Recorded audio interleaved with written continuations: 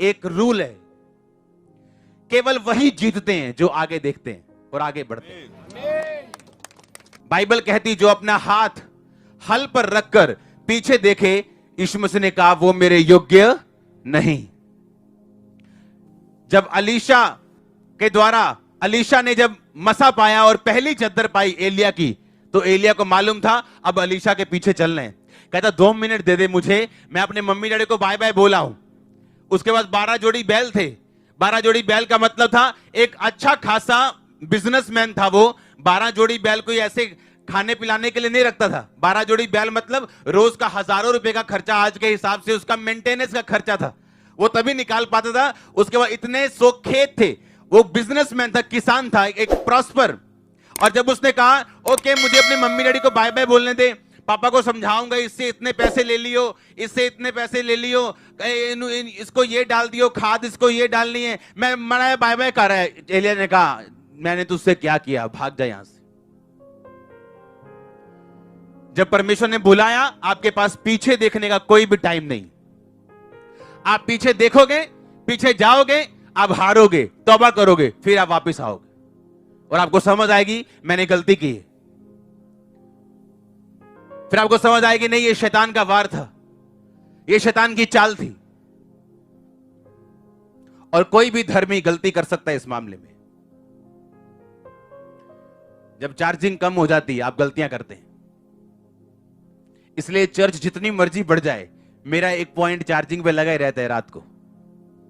हाँ मुझे मालूम है ना बल से ना शक्ति से, उसकी आत्मा के द्वारा। मैं अपनी वाइफ को एक चीज बता रहा था, मैंने कहा फेसबुक पे जा, ये पेज खोल।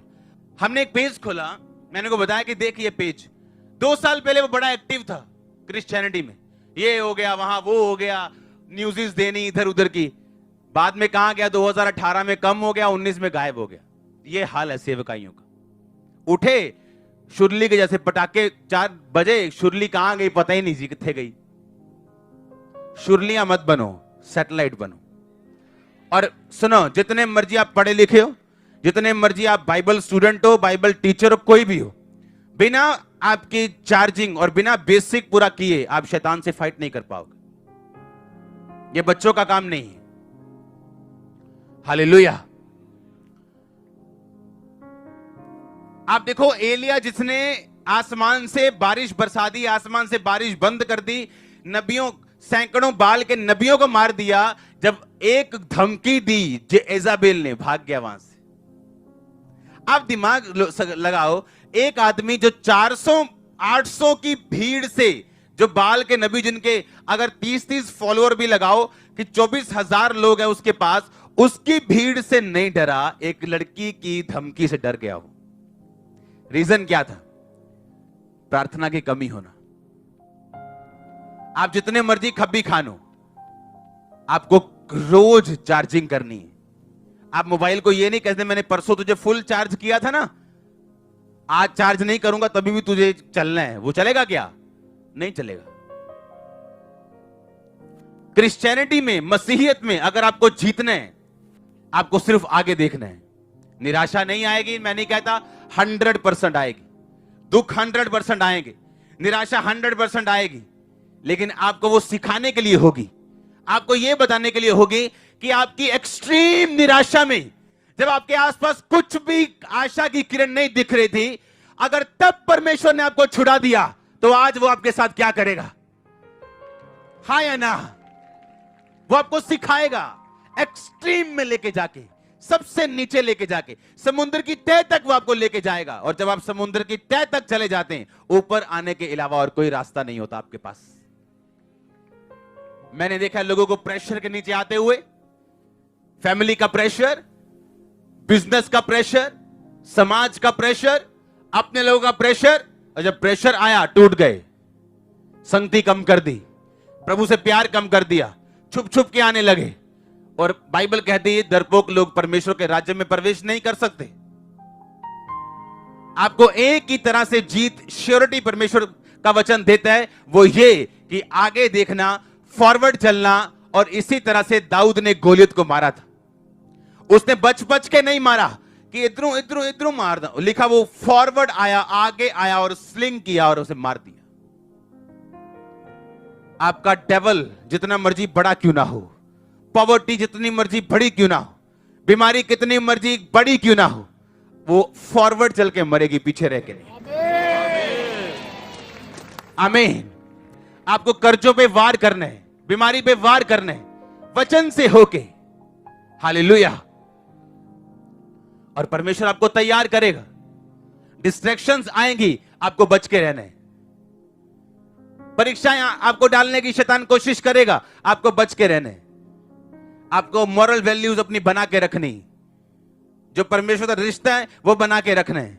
किसी भी तरह से कॉम्प्रोमाइज नहीं करना। अगर आप करेंगे आप मरेंगे, लेट होंगे। हालेलुया।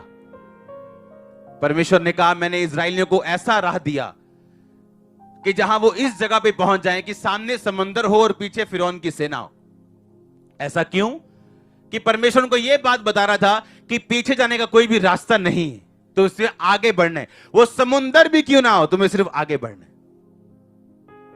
नहीं तो बाइबल कहती बड़े रास्ते दे, अच्छे से रास्ते दे, समुद्र के अलावा बड़े रास्ते दे, जहां से परमेश्वर को लेके जाके आराम से उनको कनान देश में लेके जा सकता था। लेकिन परमेश्वर नहीं लेके गया उनको वहां पे। बाइबल कहती परमेश्वर जानबूझ के उनको लाल समुद्र के जंगल के मार्ग से लेके उनको लाल समुद्र के सामने खड़ा कर दिया। हालेलुया। आपका कॉन्फिडेंस नहीं बढ़ सकता अगर आप फाइट्स में होकर ना गुजरेंगे। आपका विश्वास अगले लेवल पे नहीं जा सकता, और जो परमेश्वर ने आपके लिए तैयार करना है और किया है उस तक आप नहीं पहुंच सकते अगर आप इन लड़ाइयों से होकर नहीं जाएंगे। तो गोलियत को मारने से पहले दाऊद ने भालू को मारा, शेर को मारा। उसको मारना आसान नहीं था, लेकिन परमेश्वर उसकी ट्रेनिंग करवा रहा था कि जब उसकी ट्रेनिंग पूरी हो जाए उसको मालूम हो कि ये गोलियत मैं मार सकता हूं। आप अपने गोलियत को मारने की तैयारी करो। वो गोलियत आपको लॉन्च करेगा अगले लेवल में। ओ आमीन, आमीन। खामरा गेट से बाहर जाना चाहिए। हालेलुया। कोई रास्ता नहीं है मेरे भाई पीछे जाने का।